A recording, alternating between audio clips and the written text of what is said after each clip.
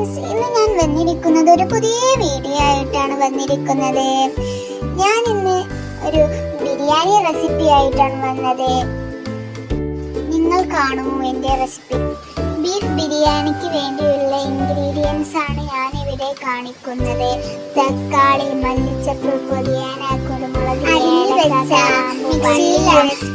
ഇതിലേക്ക് ചേർക്കുക. അതിനുശേഷം കരിയാതെ സൂക്ഷിക്കുക. അടിയിൽ പിരിക്കാതിരിക്കാൻ ഇളക്കി കൊടുക്കുക. ബീഫിനധികം വേവുള്ളത് കൊണ്ട് കുക്കറിൽ ഇട്ട് ഒരു വിസിലടിച്ചതിനു ശേഷം മസാലയിലേക്ക് തക്കാളി ഇട്ട് കൊടുത്തതിന് ശേഷം നന്നായിട്ട് ഇളക്കി കൊടുക്കുക. ഇതിലേക്ക് മല്ലിച്ചപ്പും പുതിനയും ഇട്ട് നല്ലോണം ഇളക്കി കൊടുക്കുക. ഇതിലേക്ക് സോസ് ഒഴിച്ച് കൊടുക്കാം.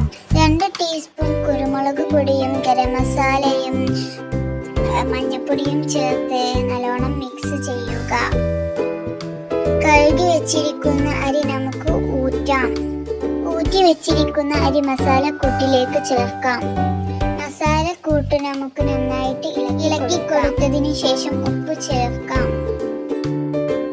അരിഞ്ഞു വെച്ച ഉള്ളി വാട്ടിയെടുക്കുക. നന്നായിട്ട് ഇളക്കി കൊടുക്കാം. ഇതൊരു പാത്രത്തിലെ മസാലക്കൂട്ടിലേക്ക് തൈര് ചേർക്കാം.